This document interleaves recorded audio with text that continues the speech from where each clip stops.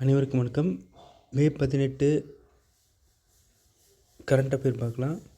பாகிஸ்தானுக்கு அடுத்த கட்ட கடன் தவணையை விடுவிக்க கூடுதலாக 11 நிபந்தனைகளை சர்வதேச நிதியம் IMF விதித்துள்ளது.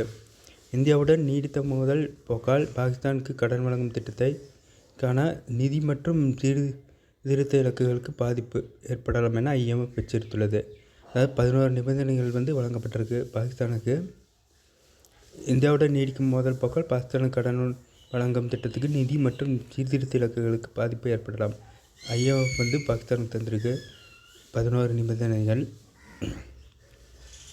அடுத்தது தொழில்நுட்ப கோளாறு இலக்கை எட்டாத PSLV C61. ஸ்ரீஹரிகோட்டாவிலிருந்து அனுப்பப்பட்ட PSLV 61 தொழில்நுட்ப காரணமாக சரியாக இலக்கை அடையவில்லை. அடுத்தது GST விழிப்புணர்வு மிதிவண்டி பேரணி. GST வரி செலுத்துவதன் அவசியம் குறித்து பொதுமக்களுக்கு விழிப்புணர்வு ஏற்படுத்தும் வகையில் சென்னை தீவுத்திடலில் ஞாயிற்றுக்கிழமை நடைபெறுள்ள மிதிவண்டி பேரணி.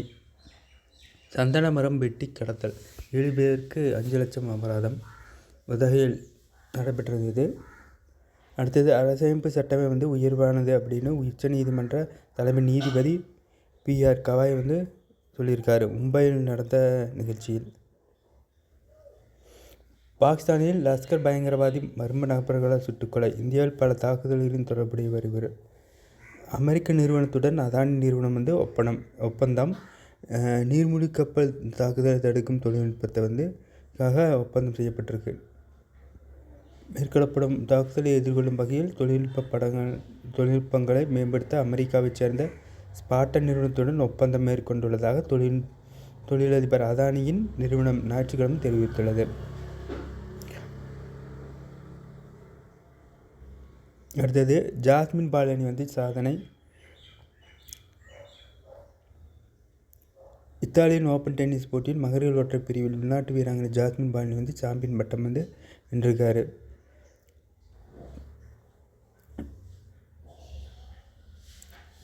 அடுத்தது மகளிர் இரட்டையர் பிரிவிலும் ஜாஸ்மின் பாலினி சக நாட்டவரான சாரா எர்ரனியுடன் இணைந்து சாம்பியன் பட்டம் வென்றிருக்காங்க.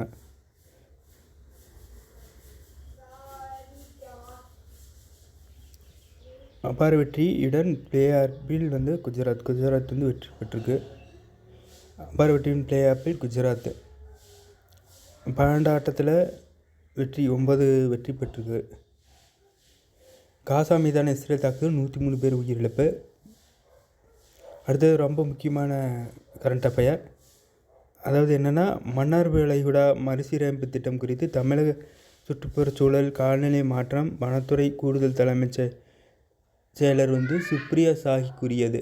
கடல் அரிப்பு கட்டுப்பாட்டுக்கு இணையாக கரியாசல்லி தீவுக்கு அருகே முறையே 2 ஏக்கர் மற்றும் 3 ஏக்கர் பரப்பளவில் அழிந்து போன பவளப்பாறைகள் மற்றும் கடல் உள்ளடுக்குகளை தரப்படுத்தப்பட்ட அறிவியல் மறுசீரமைப்பு தொழில்நுட்பம் மூலம் மறுசீரமைக்கப்படும் சொல்லியிருக்காங்க.